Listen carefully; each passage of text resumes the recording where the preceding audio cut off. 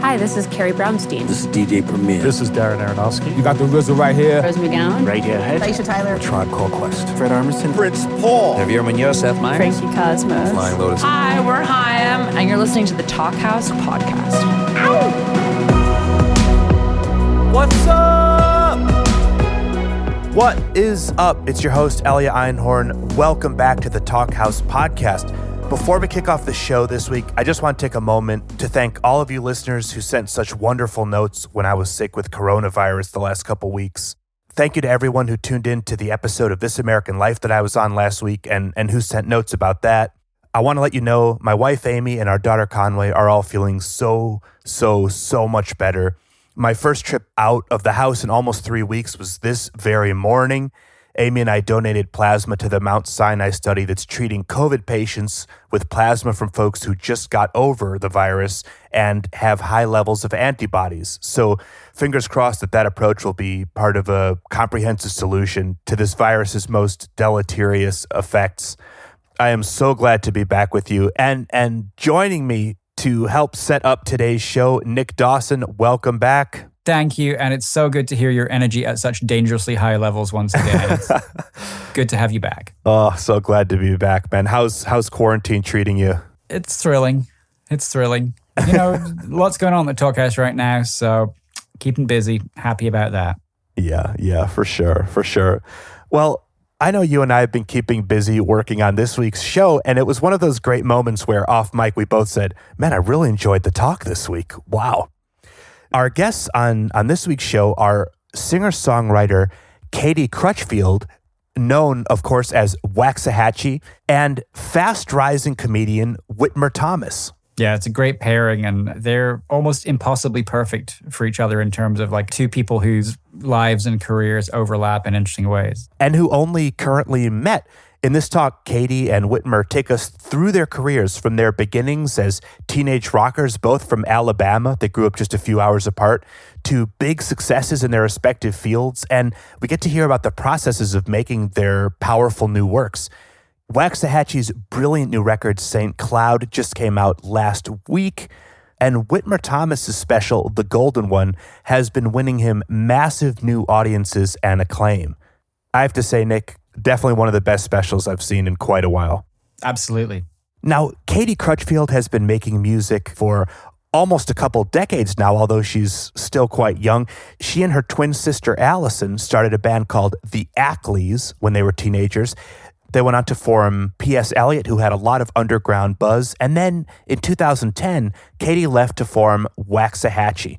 She began the project with a more acoustic sound. It's grown now to incorporate indie, pop, and full, lush, gorgeous production. St. Cloud is Waxahatchee's fifth record. It was just rapturously reviewed on Pitchfork and received their coveted Best New Music. Let's check out a song that actually comes up a couple times in this conversation. Here's Fire.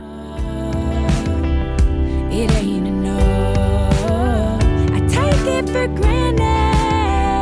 If I could love you unconditionally, Such beautiful stuff, huh? Yeah, that's lovely stuff. And as we touched on before, this is such a great pairing, such an instinctual pairing. These are two Alabama artists. They're huge fans of each other. And their bodies of work have this, as they say, this weird kismet connection. Now, Whitmer Thomas is a fast emerging comedian and musician, and he sort of came up through UCB in LA. There's a great story in the talk about how he went there with the promise of a job that never materialized, but he really rebounded brilliantly. Yeah. He kind of comes from this skateboard scene where, like, again, in the conversation he has with Katie, he talks at one point about ditching his band because he decided he wanted to do comedy and skateboarding videos. And, you know, he's definitely taken an unusual path to comedy success, but it really seems to be working out well. And he's open for such acts as Bo Burnham and Dimitri Martin, two alt comedians that he sort of has this definite overlap with in terms of just an unusual voice and being almost equally in the indie world in terms of music as he is in the world of comedy. Yeah, I mean, one thing I want to mention going into this for people who may not be acquainted with Whitmer's work yet is he's making comedy the way that Tig Notaro when she came on stage and talked about being diagnosed with breast cancer is making comedy. I mean, this is dark stuff, and The Golden One is part documentary, part concert, and part stand-up performance. Yeah, and even the setting for this special is very resonant. It was shot at this bar, Floribama, so-called because it's on the border between Florida and Alabama, where Whitmer's late mother and her twin sister were the house band. And it really touches on loss and grief, his mother's death and sort of the specter of her and the dreams that she had as a musician are very central to the special itself. Whitmer is very comfortable staying in uncomfortable moments in this special, and he has written a whole album of songs, most of which are incorporated into the show, called Songs from the Golden One. You can buy that as a standalone record, and it's really interesting. He's really taking influence from bands like Joy Division, Pulp, John Mouse. This is some weird stuff. And to give you an example, I want to play a clip of the song Partied to Death, which is quite self-evident. This is him talking about why he could not party because his mom drank herself to death. Check it out. Supposed to be chilling, but I'm just thinking about you guessed it, my mommy. Mommy also had a drug problem that contributed to. Nick, that really gives you a taste of Whitmer's sensibility here. Yeah, absolutely. No, it's really cool when somebody with such a distinctive voice comes onto the scene. Yeah. And I mean, one thing that they talk about here is having a distinctive accent. These are two artists who sort of fled Alabama for the coasts. And it's really interesting to hear them talk about their relationship with their home state. Yeah, I can definitely relate to being somebody who loses their accent after moving to one of the coasts. Yes, not a trace of Scotland to be heard anymore. I hope not.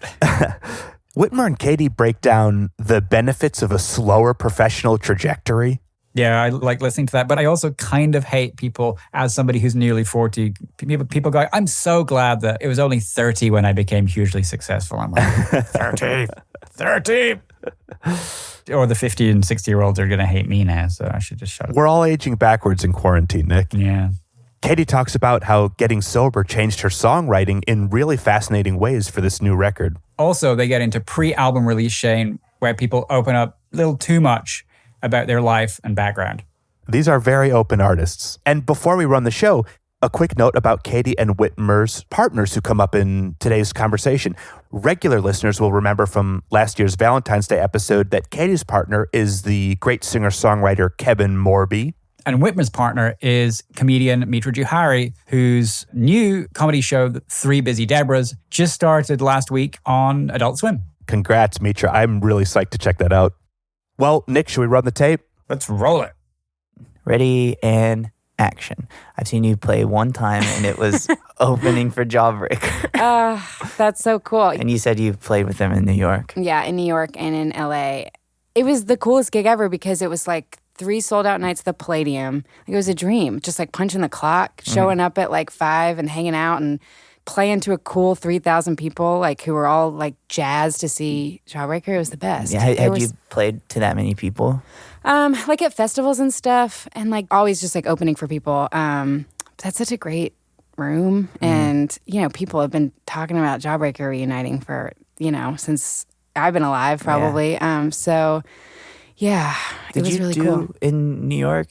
Somewhere, maybe it was San Francisco, my friend Claire O'Kane, who's a comedian, was opening for Jawbreaker, and she was it was exciting to be there, but yeah. It's hard to do stand-up in front of a band. It's sad because as a musician, I always want to like marry those two worlds, and I just feel like it doesn't. I always feel like comedians don't feel comfortable in that setting. No, and it's really hard, like I've opened for a couple bands, but I play music or I'll do jokes involving music. Yeah. So it's a little bit better, but doing here's a story about a date I went on is so difficult in front of a band. I could see that. Did you find that Jawbreaker people were aware of Waxahatchee? Yeah, kind of. I think they were fans, and so I feel like they really kind of like spoke it into existence. Like, this is cool. We chose this band, and I think that like because of that, Yeah. It was cool. I mean, I've been lucky. If you play with like a huge loud band, you can open for anybody and you can kind of just tune out the bad vibe. Yeah, totally. If people aren't excited. I've opened for people solo and it's hard and rough. Yeah. But yeah. Man, like who? Well, let's talk about it. It's crazy. The same shit with being a comedian opening for people. I bet. There's been so many times when I've opened for Bo Burnham or Dimitri Martin where the security people don't believe that I'm supposed to be going on stage in that moment. Really? They think you're like trying to just go. My name will be getting called and they won't let me through. Wow. Yeah. That's wild. That's happened to me at least 3 times. That's insane. Yeah. It's crazy because it's like the highest high and the lowest low kind of in the same experience. It's very like singular. When you can get in that really comfortable place of like playing to these really big venues and you feel famous, you know what I mean, in a way, but actually nobody really. I found that people became aware of me, but nobody was like following me or really. But then I've noticed like recently people have been like, "Hey, I first saw you in Ohio way back when you were opening for whoever." So I was just a nice reminder of maybe I guess people actually do pay attention. But I became aware of you and your sister when I was a senior in high school. I guess y'all must have been juniors. Yeah. I want to know everything. Because here's why.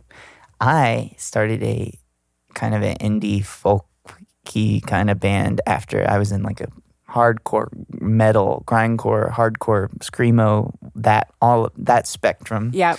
Then shifted and just was like Saddle Creek Records. That was my world, you know? Yeah. And I started a band with my friend, and the name that we wanted was Ackley. No way. Yeah. Are you serious? Yeah. From Catch on the Rye. Yeah. Cool.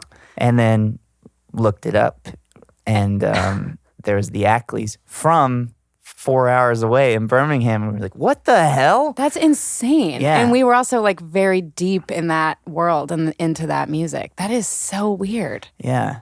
And were you mad? No. I think we still called our band. We called it Ackley Stradlater, which is like 2 characters from Catch on the Rye. It's so funny. But like, and he named his dog Ackley still and all that stuff. But it was pretty wild. And then I became a fan of y'all through that. And it was always this, I'm from Gulf Shores and you're from Birmingham, right? Yeah. Is that where you go? Birmingham? Mm-hmm. And so were you playing at like Cave 9? Yeah. Did you see us play? No, I never saw y'all play. We played in Mobile once. Actually, the first out-of-town show I ever played was in Mobile. Where do you remember the venue? I don't remember. It was a bar. I was like 16. Okay. Yeah, I don't remember. I remember it being a bad experience, but I don't remember anything else about it or what the club was called. It was just like, it was one of those experiences where, truly I was like, there's really no reason for us to be here. Yeah. That was our whole experience touring. We would finally get a show at Cave 9 or something, and then no one would be there. Like, oh yeah, damn it, I forgot about this. Do you remember like playing with bands in Birmingham, like Birmingham grindcore bands or anything like that? Really? Like there was this one, I'll say it, embarrassed, like a very classically like I know what you're stereotypical band called This Day Will Burn. I knew it was This Day Will Burn. And we didn't look very seen. They did. But they did. Big time. Yeah. They did it all. It almost felt like, and I'm sure this isn't the case, but it almost felt like they were a band where like their parents bought them all these clothes and stuff. You know what I mean? Yeah. Oh yeah. And we would go on tour. We went on tour with them, and you went on tour with This Day Will Burn. Yeah. That is so funny. Wow, Robbie Moore. I remember him. Yeah. And I remember we played at a church in South Carolina, and the guy who booked the show, the deal was that we were all going to get to stay at his mom's house. Okay. And he was bragging the whole night. My mom's making tacos for everybody after the show and all this stuff. We're so excited. And then at the end of the show, they were like, guys, actually, my mom said I can only have one band stay. And so, so This Day Will Burn got to stay. It will burn. Damn, that's really funny. Wow. I remember when I kind of came on the scene in Birmingham, like This Day Will Burn was the biggest band by a long shot. They would like pack out Cave 9, like line down the street. It was like such a thing. I feel like maybe this is just because I'm Southern and it was my experience, but I feel like that kind of music really spoke to the Southern male audience For like, sure. in a huge way. I don't know what it was though. I don't It was either. all lightly Christian. I know it was. We were not Yeah, part same. of that Christian. But I played a lot of churches, definitely. same. Yeah.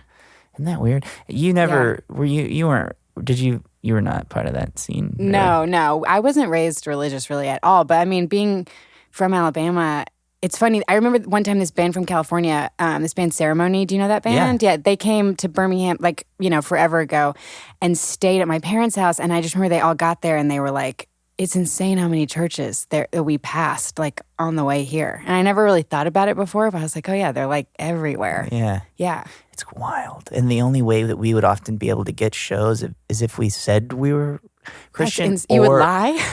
Sure, yeah, I don't care. Or they would make us pray before the What? guy who booked the show at the church would be like, all right, before we go on tonight, everybody pray. And then we would go on, and my older brother's band, the singer, would always say something like, this song's about fucking having sex with Satan or something like that. Yeah, and then totally. he would just, it was funny. But seems like you had good taste all the way. Yeah. Pretty cool taste. Yeah, Allison and I were just like bragging about that so hard in like the most annoying way the other night when we were at dinner with our two partners. Because they were talking about like, I can't remember what band it was. It was like Fat Records or something. Like they were talking about like loving like Rancid or something. I can't remember. And Allison and I, they were like, did you guys like, were you into that? And we were like, no. We didn't have any friends, but like we loved the Velvet Underground and like Guided by Voices. Those were like our two favorite bands when we were starting to play music. That's cool. We kind of dipped back in like as we sort of started to play out and like became a part of the scene that all sort of loved Rancid and NoFX and those types of bands. We would sort of like entertain it, but yeah, we weren't really into bad music. Like not really. I mean, yeah. Yeah, I had to go in deep. I had to get into it. Like if I liked Rancid, I had to have a mohawk or whatever it was. You would like fully commit to the identity. Fully. And then it wasn't until I got so burnt out on scene kid stuff, like hardcore scene kid, that This Day Will Burn kind of vibe. Yeah. Then I dropped it all after that and kind of, I'd say that's when I started to get into music that had some longevity and wasn't so involved in like the fashion. Yeah, but it took me feeling a lot of shame about who I had been or right. Because the Ackley's like still now that there's not really any to me listening, it doesn't feel embarrassing. Like that makes one of us. But if you listen to my music at that age, it's embarrassing. Really? Yeah. I would love to hear it. I want to show you at some point. There's this documentary that. I mean, documentary is like a really generous way of describing it, but this guy in the scene in Birmingham made this like short documentary about the Ackleys when we were like all 16, and it's incredible. Like the accent alone, like it's crazy. Like where did it go? How did my voice change that much? Yeah, I mean, I can like barely understand myself. It's so thick. Isn't that weird? Yeah, there's a video of me when I was 14 where I'm encouraging my friend to ollie off of a loading dock on a skateboard, and I go, just don't be a little bitch. I'm like, what the fuck? That was something about your special, which I also want to talk about, that I love so much. And it's just like so our humor, like just because of the accents, it's so good. Like all of the like subtleties and nuance and the different types of insane Alabama accents is so funny to me. What the hell? I hate it in movies when everybody's doing the Southern accent that people do is like, I do declare a long time ago there was like that doesn't exist. I know. It's like the accent in the South mostly sounds like people's heads are about to spin off their body. I know. It's so funny. It's like it just sounds like everyone's head is like smushed or something. You know, it's like it's weirdly like elegant the way it's portrayed. But so when you were in the Ackleys, did you think like, this is it? We've made it. I don't know. We're going to make it in some big way. It's funny. So, like, my memory of the Ackleys, like, the mythology I have around it is, like, we were the biggest deal in Birmingham for, like, a hot sec. Everyone loved us. We, like, could pack out rooms. We won a BAMA award, which is a Birmingham Area Music Award. Went to the ceremony and everything. Won Artist of the Year. My mom still has the trophy. It was a That's thing. cool. It was like a full-blown thing. But then we would go on tour and everybody would hate it. And not hate it, but it just wouldn't care. It was like ambivalence, which is, everybody's first experiences on tour. But then, Allison and I we were like grappling with like where the music went. Because when we started, we were really influenced by super lo-fi stuff like Velvet Underground and Guided by Voices, like I mentioned. And we kind of like got away from that because it got really polished. And the two boys that we were in the band with were like insanely talented musicians, and the recordings were really polished. And so we just sort of wanted to start over. So we started our band P.S. Eliot, and then everyone hated it. Like everyone in Birmingham hated it. Oh. But then we'd go on tour and people would kind of like respond to it. So it was like this weird kind of experience where we went from being like super accepted in the scene in Birmingham to then like really kind of combating a lot of stuff within it, and which is ultimately, I think, why we ended up both leaving. Yeah. Yeah. And where did y'all live in P.S. Eliot? Well, so Allison lived in Tuscaloosa, and when I lived in Tuscaloosa briefly, and then she moved to Chattanooga, and I moved back to Birmingham, and we kind of existed like that for a little while, and then we both moved to New York. Okay. Yeah. Cool. And then, so man, it's just funny to be a kid in a band and thinking about the future and how exciting everything is and how actually nothing is really, you know what I mean? I know. It's a weird thing. I remember being like having the aspiration of like this little record deal, putting out this EP that my hardcore band put out, and thinking like, well, after this, we're just gonna have all the choices in the world, and Wow. then actually thinking about it and realizing, oh, this is just some kid in his mom's basement who's like putting this album out for us. It doesn't mean anything. Totally. It's really cool, and then what I was thinking about recently is I quit the band. We all quit, me and all my other 17-year-old friends when we were 17, and or maybe 16, but our drummer was 23. Yeah. And we quit the band right before the release of our EP. And I think we might have ruined his life. Really? Oh no. We were just That's kids. heavy, And yeah. we're like, we don't want to do this anymore. We want to make videos and skate and just play other styles of music. Yeah. And then he was like, no, guys, this is my thing. This is like, this is my life. Yeah. Wow. Where is he now? He lives in Alabama. Cool. He's doing all right. Yeah. Yeah. I'm so curious, like, what your trajectory was, like, because you were playing music and you were skating and all that stuff, and then you moved to LA. Like, when did your stand-up comedy or your comedy dreams start at all? Like, did you ever see that for yourself at that time? No. When I was a kid, when I was, in Alabama, I just wanted to move away. Yeah. And then I wanted to be an actor. I met some guy basically in Florida who worked for a special effects company in LA. And then he said he would give me a job as a PA if I ever moved out to LA. And that was my senior year of high school. So I was like, I'm moving to LA. Like, I have a job. Everything's going to be cool. And then I moved to LA, and that guy never answered my phone call. And so I was trying to be an actor, and then really quickly learned like, oh, actors aren't necessarily the coolest. And maybe if I was like wanting to be around cooler actors, I should have moved to New York or existed in a different decade or something. So I started doing comedy at UCB, and then through that I started a show with my friends called Power Violence, and then started doing stand-up in that show. And then, but we were in a band that was called Tooks that would play all over LA and just kind of California, part of that kind of garage explosion scene, like Ty Segall and that kind of group. Like, we would play with bands adjacent to those guys who were doing really well. Yeah. But nobody really took us seriously because we were such idiots. We had a very Alabama vibe to us, and it was really, because it was 3 guys from Alabama and then a guy from California. But, we would goof off on stage. We'd talk way too much in between songs. And there was nothing mysterious or cool about us. And I think some bands that we would play with really hated, like, our personalities. Really? Yeah. And we didn't have a cool aesthetic. We just didn't know how to be professional. Yeah. And so in a way, we just dropped our instruments and started comedy. Yeah, and then that was like almost 10 years ago. But Were they like the guys in Tux? Were they like guys that you grew up with? Oh, cool. they were the guys who were in the band with me. Say Your Last was the name of my like screamo band. Like, really? Say Your Last, yeah.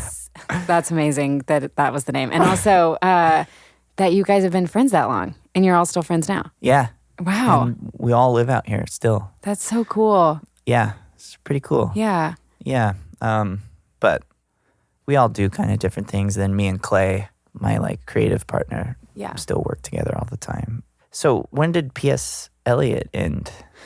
Well, it's so funny that you say that you guys all quit the band and like the week of the EP or whatever, like that's basically what happened to P.S. Eliot. Like the guitar player quit the band about a month before our second album came out. And we had been on like a really nice, steady kind of uprise. And, you know, it was all super DIY. Like we would set up our own tours and stuff, but people would really come out and like we're really starting to respond. And that, you know, was super steady. And we were about to put this record out. And then he sort of just like up and quit. And it sucked. So we ended up kind of shifting the lineup around and stuff. But the magic of the original four of us just was kind of gone. And that was right around when we moved to New York. And I was really kind of becoming self-aware enough to realize that I just don't work well in like a group setting like that. I was writing all the songs for P.S. Eliot, but it was kind of naively treated as a democracy. Mm-hmm. And I was constantly fighting with everybody about stuff because I just had such a vision, you know, and I just didn't want to share that kind of control. So I was like, I'm going to start my own project. And pretty immediately after P.S. Eliot went like straight into focusing on Waxahatchee.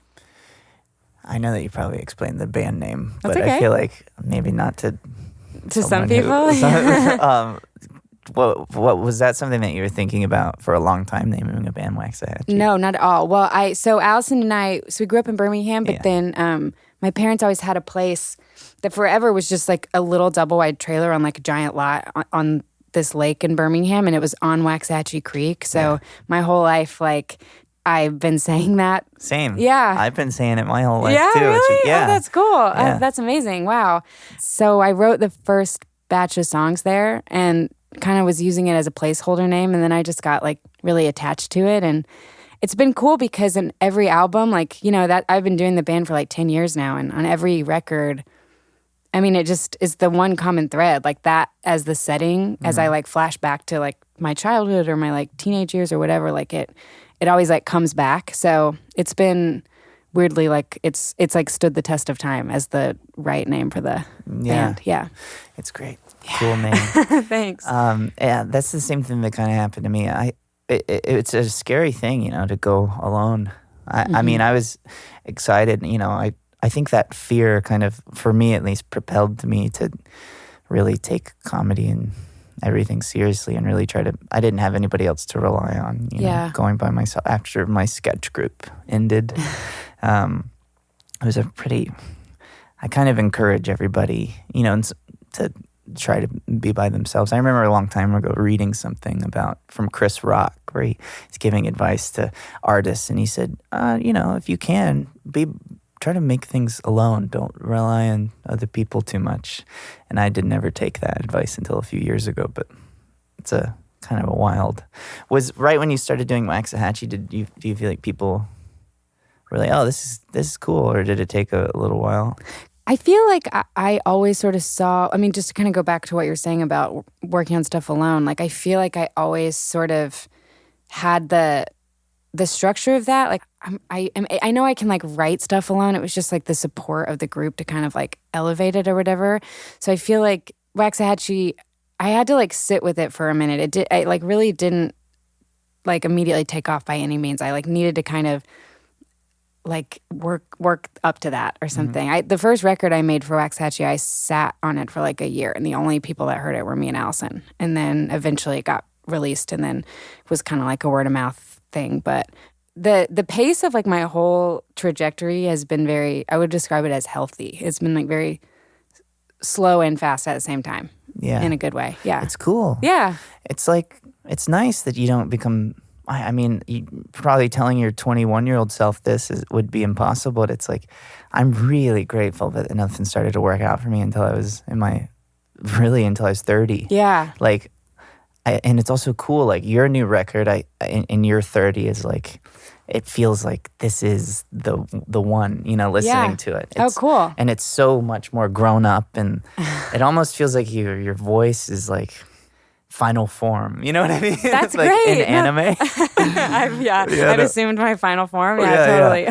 That's cool. That's. And I was looking at the comments too on your YouTube. Oh and no! Everybody is being so complimentary to the way that you sing Fire. Yeah. Yeah, the way that you sing in the beginning. How it's like it feels like you're being really just making choices that I haven't really heard on your other albums, with your voice. Yeah. It's cool. Thank you.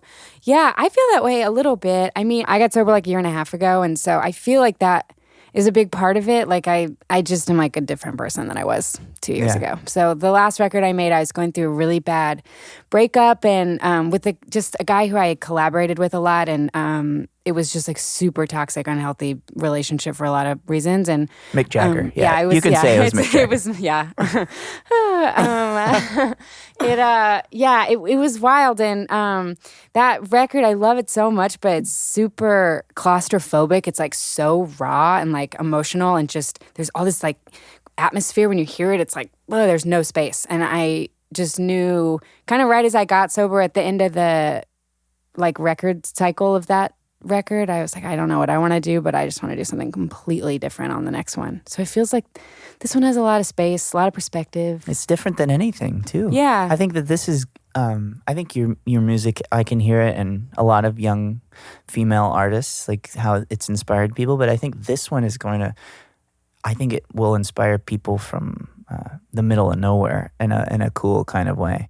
Your music has always been hip and cool, and I think it's like cool kids who went to Amoeba or whatever rough trade, in New York and LA, but now this album is very accessible, and I think your music has always been accessible, but this one is like, it feels almost like it just makes sense for somebody to be from like Alabama and singing this when they're 30 years old and they've had all these bands and all these different ups and downs or whatever. You know what I mean? The way that it's composed is really cool. Thank you. That's very kind. That's very, very kind. But no, I really appreciate it. I love not to just jump straight into it, but like I love like your special, I think for a lot of reasons. I really related to it, and I feel like part of it is because I'm from Alabama, and I just like relate to so much of the nuance and the complexities that you sort of are able to touch on about being Southern, like all the stuff that we sort of, as people who grew up in the South, who now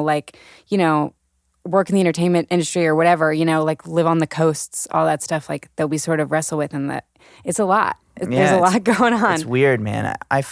My whole time being out in LA, I was making comedy as part of like an alternative weirdo comedy scene that I felt like people in big cities understood. Yeah. Like Chicago, New York, Philly, LA. But it wasn't until the last few years that I was like, I really want something that hopefully everybody will be able to enjoy, Mm-hmm. And so I hope that people are able to watch it from the middle of nowhere, and I hope that like parents can watch it and all that kind of stuff and get something out of it. Yeah. When I watched it, so I saw Whit's special a few nights ago at the premiere of it, and I honestly, I feel like my immediate thought when it ended was like, there's like 50 people I can think of that I want to text right now and tell them you have to watch the special for different reasons, because I feel like it's obviously so funny and you're so funny, but I feel like it's emotional. It like really touches on so much like family stuff and like addiction stuff and identity stuff. And it's really something. I really feel like I've never seen anything quite like it before. And I have so many questions about it. But one of them is, do you feel like because it's so personal and it's so heartbreaking and just goes so deeply into things that, are shared experiences like loss and codependency and addiction, all that stuff, like, do you feel like you're now going to have to field a lot of people's stuff? Like, do you feel like people are going to come up to you and they're going to be like, I love you, I relate to you so much because of this, that, or the other? Yeah, I'm happy to. I think I already do. I've been touring, doing this Golden One show for a few years, and it's wild, It's been, it used to be that I would do the show to maybe 20 people, and a couple of those people would say something really nice afterwards, and their parent died or their friend or they're an alcoholic or their parent was an artist in some way or something like that. But then, I've kept doing it and kept doing it and kept doing it. And more people have started to come to the show. And more people have started to send me like these amazing DMs or come up to me. And, somebody came up to me the other night and said that their husband had just died. Wow. And or like a year before, and he was a musician, and her 11-year-old son just started playing guitar. And then watching my show gives her like some type of hope that maybe he'll be able to do something for his dad in that kind of way. I didn't think about any of that going Really? into this. I just was desperate for something, know? So I just wrote about all I really knew, or what I was really going through at the time. So I hope that people connect to it in that way, because that's, I think, who it's for. And I think it's similar with, you don't think about it with stand-up as much, because I'm just trying to get people to laugh and be silly and stuff. Mm-hmm. But it's like there is a musicality to the show, I guess, in the way that you learn, I guess, a little bit more about me than maybe a lot of comedy specials. So I hope that people connect. I always joke that, like, my girlfriend Mitra's fans come up to her and they're like, "You're so funny and I love your writing," and all that stuff. And then if someone comes up to me, it's usually someone who's like, "My mom died and I appreciate what you did," or something. It's like it's a different thing, but I welcome it, and I think it's cool, Yeah, it's literally the same with me and my boyfriend. Like, it's always like people like, "Morby," and they're like, "I love, your shit, man." And then for me, it's like, I'm going through a breakup, and like, I just like, your music is like getting me through. It's like that. It's the same. I think you got to be ready for that. I'm with ready. this one, I'm ready. this is going to be even more. I think also the spectrum of the types of people who like your music is going to like change, and I think the demographic is going to broaden out a bit in a cool kind of way. Like, I could see you singing some of these songs in like a rhinestone cowboy hat. You know what I mean? Yeah. It's pretty It's cool. funny. Okay, so I wanted to ask you about this, which is related to that, which is, you talk a lot about growing up and your mom was a musician, and her music like feels really of its time. Like, it feels like it's sort of like pop 80s sort of music. And I'm curious, because you're from the South, like, did you grow up with country music? Was she a country music fan? Yeah, she was. I'm trying right now to release her 2 like EP demo things. I don't know what to call them, but there's one that's 4 songs and it's all synth 80s pop, which is what you heard, the He's Hot song, and which you can find now on the internet. But and then there's another one which is 8 songs of like very country songs, like with banjos and slide guitar and all that stuff. By the time I was able to kind of understand genre, my mom was playing more country inspired stuff. It was more like sad, folky country music, kind of similar to kind of the stuff that you're playing on the new album. But something that I always joke about is like, if somebody broke up with my mom, like her boyfriend broke up with her, I would hear her that night just hitting her piano going, "Why'd you break up with me?" Oh my God. Like, trying to come up with a new song. Me, if I ever have a kid, that's literally what's going to happen. That's really It would funny. just be right there, Yeah. So there was more country. In the Floribama, my mom's band, Sin Twister, was the first they were the first women to be Really? like regulars at the Floribama, and also the first non-country band, because Wow. they started playing more like synthy pop with a reggae twist somehow. I don't know. They lived in Jamaica for a while. I was watching your special this morning, and Kevin like looked up when that song came on, the more reggae one, like at the beginning. Yeah. When you're playing the tape, and he was like, "What is this? It rules." Yeah, that one. That one's called, what is that one? Most Unusual Night. It's really good. It's about my mom hooking up with a random man, which is like all of her songs. Yeah. I didn't realize. That's really funny. But yeah, country, it was there. Bonnie Raitt was like her number one. God, Be Still My Heart. That's Yeah, so and cool. They do a cover of a Bonnie Raitt song that was really good that hopefully the world will hear. But yeah, what about you? Is that what your parents were listening to? Oh, yeah. Big time. And I mean, I feel like I rejected it. That's why this record for me is interesting, because I feel like that was like my formation, like my musical formation was like country music, and like I have like a more traditional sounding voice. And when I first started writing songs, it was more, it was like super saccharine melodies, And then when I got a little bit older and started to play out, I feel like I was into weird music and punk rock and stuff like that. And then so I would really fight with it. And I feel like this is the first record where I finally stopped kind of fighting with it and just like let it be what it is. You can hear it. Yeah. It's really cool. Thank you. It's like there's something about being 30. I know. I don't know what it is. It's like an ease. It is. It's Yeah. like, especially when you've done it. You've like been around for years and struggled, and it's like I'm 30 now. I just want to be myself. Like Totally. let it happen. Yeah. It's really cool. Do you feel? So this is the first time I've ever put something out where I've like really poured it all out. My whole heart and soul in it. I've put out stuff on music on SoundCloud, and I've put clips of myself on YouTube. I've like made other little things, but this is the first one. You've done a bunch of albums, which is similar, but so you've like had this feeling a bunch where you like poured your heart and soul in something. Now you got to wait for people to hear it.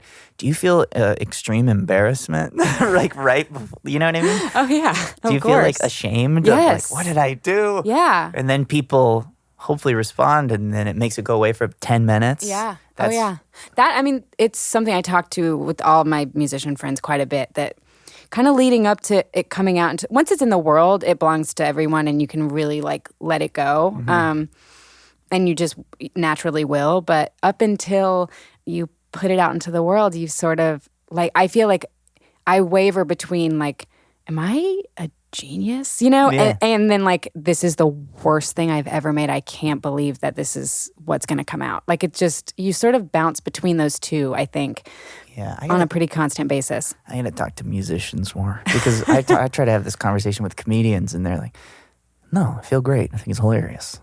Wow. I'm really good. And then I'm like, oh, dang it. No, I mean, not me. I mean, I definitely have those moments of like, this rules. And then, 20 Writing minutes it. later. Yeah. Writing it feels good. And then Really? Not for me. I mean, it does. I have the same experience from the beginning of starting to write it until it is in the world. yeah. Then I can kind of let it go a little bit. Yeah. But yeah. Yeah, I guess I don't really know. For me, I wrote all this before I had had any sort of record deal or whatever it is. I don't know how. I don't even. When you put out a record, what is it? You have like a contract. You got to do a couple. Yeah, so maybe it's like you're already thinking people will probably hear some of these songs if I write them. Yeah, whereas for me, it was like, these are just for me and I'll play them live. That's probably it. Yeah. And then it just happened that this record label wanted to put them out. But it's a freaky thing, just feeling constant. What are we doing? What are we doing? I know. Well, wait, I want to talk to you about your music because it's really good. Thank you. You're welcome. I have had those songs in my head for days. Oh, really? Yeah, the melodies keep finding me. They're so good. I kind of wanted to ask you, like, what's your big influence? Like, what are you like listening to when you're, getting psyched about writing the music for this stuff? Yeah. For these songs, a lot of them were written in Birmingham in a hotel while I was making a movie. So a lot of them are written on a MIDI keyboard. Yeah. But a couple of like the songs off of the album and the special were just songs I had written sincerely with a guitar, just strumming around, and then recorded on GarageBand, and then I recorded them with a friend of mine, and I heard back the mixes and was just so embarrassed by it, by how sincere it was being in the lyrics, and how my attempt at metaphor and that kind of stuff. So somebody at a comedy show was like, can you do a bit tonight that isn't stand-up? And I was like, oh, sure. And I was just in hell listening back to all these mixes. Like, what did I do? I rented a studio, and I just I'm not a musician. I'm a stand-up comedian. So I just changed the lyrics. Wow. From this song about something to being a song about my mom drinking herself to death. I think it was already about my mom drinking herself to death, right. But I just changed it to be very blunt. Right, you shifted the tone. To be like, there's no metaphor. This is a song about my mom partying to death. And I sang it instead of doing stand-up. And then people, I remember at the show, started filming me. And that would never happen before. filming my set. Wow. You know, so I was like, maybe I should do that. So I did that with a couple of those songs and then just kept writing. And it was easier for me to write more synthesizer-based songs and like more synthy songs because I would always be out of town and would bring my little MIDI keyboard and just kind of mess with sounds on that and try to come up with stuff. And Yeah. you know, and also I would do an impression of John Mouse a lot in my stand-up, which is like Really? I would build a John Mouse song and then go, John Mouse, he's like figured out how to make a song to where he can sing about anything, and it just is kind of interesting because he's so committed to the character of John Mouse. Oh, and yeah. I would go Big like time. make a John Mouse kind of style song, and then I'd go, baseball, basketball too, I love my cousins and I wear two shoes. And I would like do the voice, and so I found that if I sang in kind of like a funny little voice, it let me kind of detach from singing this like song that is kind of sad about my mom or whatever identity in some depressing way. I've written music forever, but it's Right. just like weird to write music that people might actually hear, especially when it's supposed to be funny. So it's like halfway funny sometimes. Sometimes it's not. No, it is really funny. It's cool. Like, so I've watched the special twice, and when I was watching it again today, I was overwhelmed by two things. One, that the music is the perfect soundtrack to me. Like, it works so well in the special. And the other is that the pace of it, where it's sort of, you know, you're set at the Floribama and like the music, and then also the stuff with your family and like the documentary style stuff. It's so intimate. And when you guys started making it, was that the vision, or did you sort of figure it out as you were going along? It was definitely a lot of figuring it out. Initially, no, though. They had seen my set, HBO and A24, and then they were interested in making a special. And I just wanted to do I wanted to do Stop Making Sense for stand-up. Oh, cool. Because I had come up with all these songs, and I knew I wanted my brother to play a guitar solo at the very end. So I was like, what if we build the band throughout? Like the band gets bigger and bigger and bigger, and then finally my brother comes out at the very end. And it would be more my kind of aesthetic, which is I like the city. You know what I mean? I'm a city guy. I like postmodern art or whatever. But then Bo Burnham and Chris Storer got involved, and they said, we're going to make this. We're going to figure it out, but I think, I don't think that's the right idea, because you do this whole show about this venue and your mom and how important it is, and you have a venue right there, you know? And I said, if I went back to the Floribama to film this, it would mean I would have to talk to my aunt. Yeah. And I don't know if I'm ready to do that yet. Right. And then they said, I think that this would be the opportunity to do it. And How long did it take you to warm up to that? I mean, pretty quickly. I think Cool. that I kind of immediately knew that they were right. And it was like 10 years or something that I hadn't spoken to her. And I was like, oh, what am I even doing? You know what I mean? Like, Yeah. I have this person like walking around who looks... she's my mom's identical twin, and it's like she looks and sounds the same way, and why am I like she made some really stupid decisions and hurt me in a big way, but she was kind of going through a grief that I could not imagine, like watching yourself die basically. Yeah. You know? So Of course. I was like, I mean, you get it. So I was like, yeah, I might as well figure that out. And it was terrifying. Yeah. That was you know, then we did it. So it was like Well, really it's so scary. powerful. I feel like, I mean, because not only do you sort of like reunite with her, but it's also like you talk very openly about stuff with your dad, and then there's the part where you're talking to your cousin about everything, and he like breaks down. I feel like it's so cool, and I wonder like, what was everyone's reaction when you like? I like really appreciate everybody's openness so much. It's a really powerful story. So I just wonder, like, was your family, were they into it? Were they scared? Like, Everybody was excited to talk, you know? I think I wasn't expecting that. Wow. It took a while to like lubricate the conversation in a way to where they felt comfortable really talking, but it was very clear that everybody had something that they wanted to say to me or about something, you know? right. It was weird. It was strange. My cousin Wilkes, he's wrecked, you know, Yeah. and he's like more hurt by all of this than any of the other kids, because he still lives in Alabama. And so he's had to really like deal with it in a way that we all ran away, all the other kids. Yeah. We're all living in Your brother different doesn't live in states. Alabama anymore. No, my brother lives in California now. Oh, cool. And my other cousins have moved away, so he's really dealing with it. He's like still back there. He's still a fishing boat captain. And so when he breaks down crying, it's like something that he's really dealing with, like every moment, worrying and seeing it all, you know. And he's a product of Alabama in the way that the other kids aren't. Yeah. So everybody was really open, and it's crazy. It was weird because I thought that there would be more of a combative, you know, vibe, but that just wasn't the case. Yeah. It was kind of difficult to get my aunt. My aunt was like, I don't want to go on stage. And then we started playing together. We spent like 2 days. That's not in the thing, in the special, just jamming.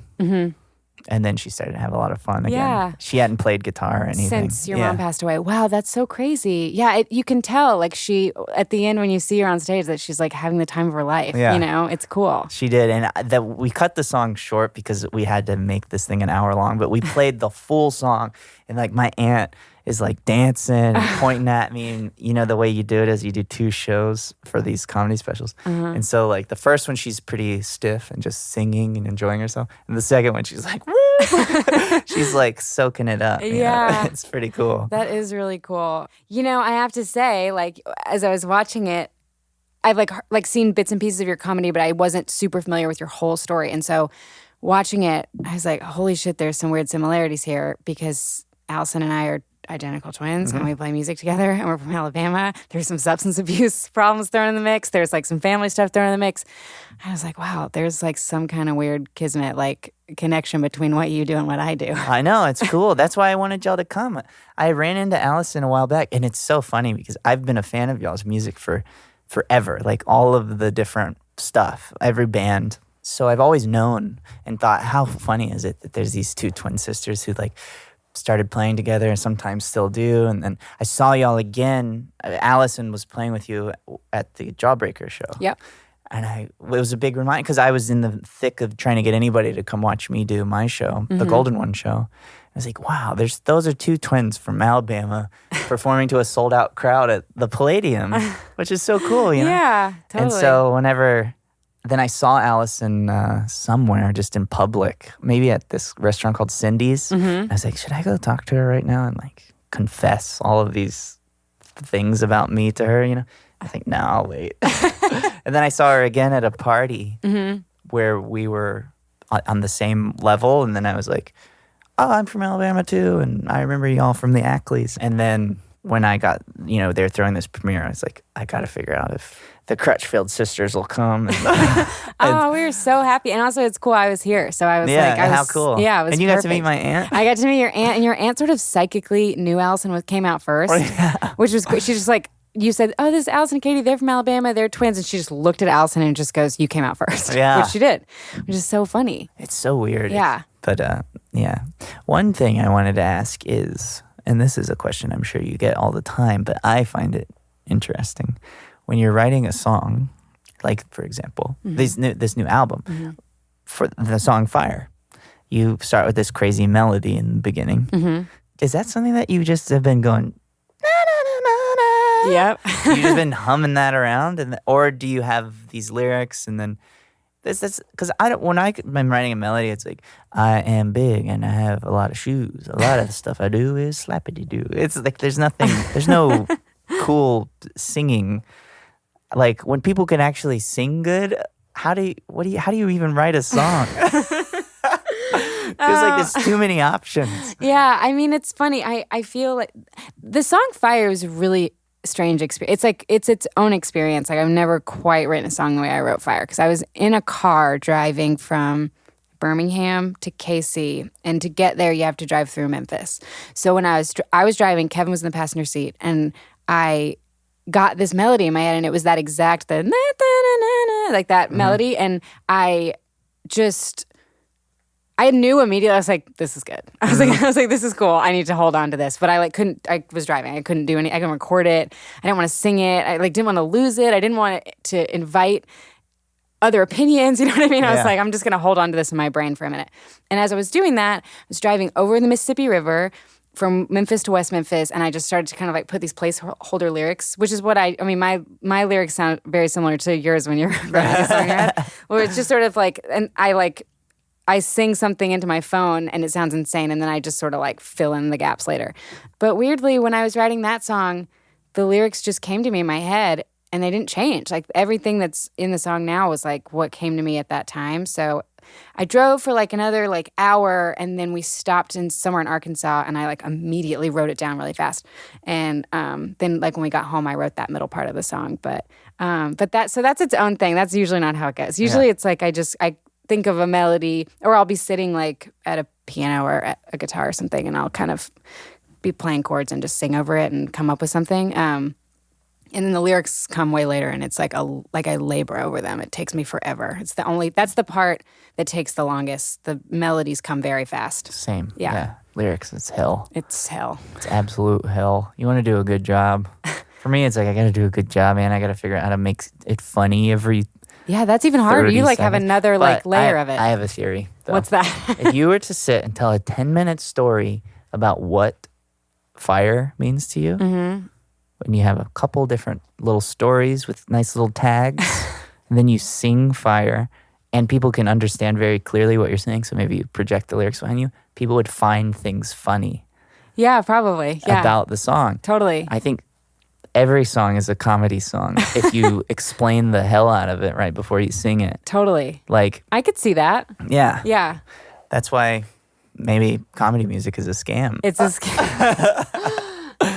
It's cool. I feel like just even through like talking to you right now, I'm like, I think about like me explaining my songs, and I've just like explained them to death over the last like few days, and I just like walk out and I'm like, I just sound like an asshole. It's so serious. It's so like heavy. You know what I mean? And I love it. I feel like it's cool like to bring comedy into it. I think is like, you know, it's a nice break. Well, yeah, I don't know. I think people like that kind of stuff. I think that people like hearing about how songs are made, and I think like people like hearing about people who they think are like successful being poor. Yeah. Like I wish somebody would have reminded me or told me when I was 17 and I had dreams of being in The Faint or something like that. I wish The Faint would have like written a piece going, actually we make about $40,000 a year. Like a teacher salary. Yeah, totally. We're not famous, even though it seems like we are when we're playing to like a 300-seat room. Totally. We're actually not. We're doing fun. Okay, I guess. Yeah, indie rock is a scam. The best it's ever gonna get. Right. Yeah, it's a scam.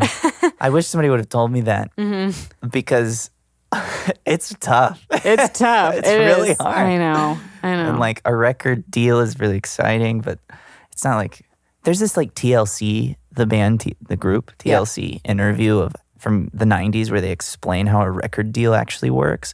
It's the coolest thing. Like, and that's a big record deal. Oh, yeah. One of those fancy ones. What do they say?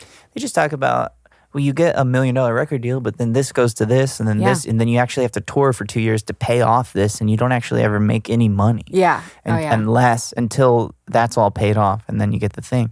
Like, and then they stop. I was, through doing comedy, I had a conversation with Mark Hoppus from Blink-182. Wow. And he was talking about how Blink-182 is like one of the last bands to ever get like a record deal in the way that they are romanticized, right? You know, and even then it was 3 years of worldwide touring to just kind of break even. Yeah, yeah, totally. I mean, yeah, I not to complain, but yeah, it's insane. It's like an insane amount of work. I feel like the music industry was the same for like many, many decades. It worked the exact same way. And then now in the last 10, 15 years, it changes like every year.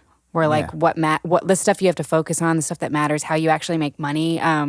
It's just like with streaming culture and all that stuff. I mean, I could talk about it forever, but it like just keeping up with like, oh, how do I even make a sustainable living at this? Is like constantly evolving. It's crazy. All my favorite musicians, I'm like, how do you guys survive? I have comedy, so like I get to go by myself. Yeah, totally. I know comedy touring seems like pretty laid That's where back. it's at. Yeah. And now I do music. I just played it. I have a guitar and maybe a keyboard. Mm-hmm. And those are my live instruments. And the rest is a backing track. So I'm doing karaoke, which that's just all I got. Like I can't tour with a band or else I don't make a living. But then I'm doing the same rooms that some bands are doing with 5 members of the band. And I'm like, how the hell do these people do this? Yeah, it's it's hard. I mean, it's funny. I am grateful for like where I'm at with it, just because like I feel like I'm in a position where I can do my project in a lot of different ways and play with a lot of different people, and kind of it's always new and different. I feel like you get to a point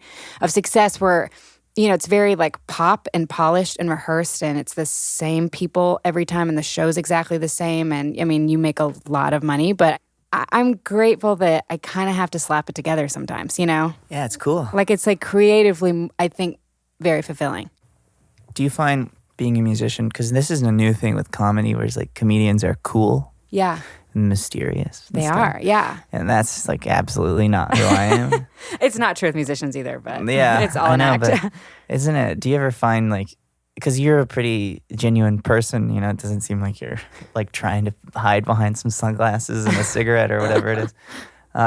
Did you ever have the desire to be like a traditionally mysterious, cool singer person? I don't know. I mean, it's funny. I feel like with musicians and comedians, anytime I've been at an event where there's both, it's like people sit on opposite sides of the room, and like musicians just think that comedians are cool and comedians think that musicians are cool. It's like the grass is always greener. Yeah, But and then there's porn stars in the middle, yeah, and they're exactly. like, everyone connects. Bringing everyone together. Yeah.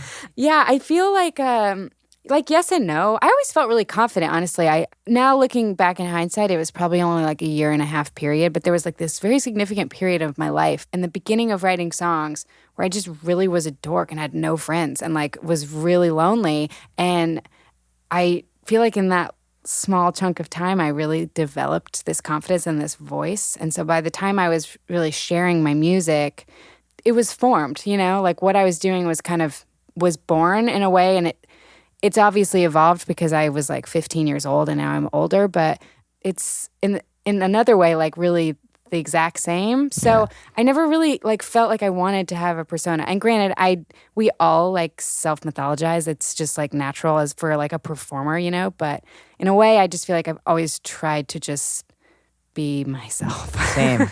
Yeah. Yeah, I think the same for me. I think I'm lucky that people are, if they just now are finding out about me, it's probably good they didn't find out about me a long Same. time ago. Yeah. You know, like, it could have been bad. Could have been kind of weird. Yeah. But I think new people are going to find out about you because of this album. I feel the same way about your special. I'm like, it's all gonna happen. Hopefully together we'll be able to we'll be able to represent Alabama. We'll put Alabama back on the map. Yeah, totally. It'll be us, and we'll be going, oh, you know, Katie from Waxahatchee, this is where she used to get sweet tea or something. And Milo's, say, yeah. Yeah, and Milo's, right. Milo's, yeah. And this is where Whitmer Thomas used to get that white queso dip from Mexican restaurants. That's at every Mexican restaurant. I really miss that. It's good stuff. Yeah, It's really good stuff. I think, I've been looking at my phone because I screenshotted your album, and I've been thinking that it was 12:45. What time is it? It's like, it's 2. We've been doing this for a long time. Oh, okay. This has really flown by, though. It has, yeah, totally. Well, cool. I think I'll say everybody go get Katie's new album, Waxahatchee, St. Cloud. I think it's your best album. Thank you, and everyone go watch Whitmer Thomas' new special. By the time this comes out, it will have been out. It's called The Golden and One. get my album on and the album, vinyl. Dude, on vinyl. It's out now. Is it your first vinyl? Yeah. Oh my God, that's exciting. Have you gotten to hold it and see it and all that Nope. stuff? That's coming. That's a good feeling. Yeah. Awesome. All right. Thanks, everybody. Thank you. Katie Crutchfield, Whitmer Thomas, thank you so much for joining us here on the Talk House podcast. The brilliant new Waxahatchee record, St. Cloud, is available now. And The Golden One is available on HBO Now and HBO Go. You can also get songs from The Golden One available to stream or on CD and LP. Yeah, and the LP version has a couple tracks not featured in the special, which is very cool. Today's show is recorded by Claire Morrison at Bedrock LA and Nick by you and I in our respective #StayHome studios. Keep the home fires burning. Our co-producer for this show, as always, is Mark Yoshizumi. Thank you, Mark. If you enjoyed today's show, definitely go back to our 2019 Valentine's Day episode, which features many artist couples, including Katie Crutchfield and Kevin Morby. And for another fantastic musician and fantastic comedian in conversation, check out last week's show. That was Wyatt Cenac with Black Thought of the Roots. And while you're digging through the crates of the Talkhouse archive generally, go read Katie Crutchfield writing about Jenny Lewis's record, The Voyager, from a few years back. Hit us up on our socials at Talkhouse across the board, and the Talkhouse podcast theme tune is by The Range. Till next week, I'm Elia Einhorn. I'm Nick Dawson. Peace. And staycation.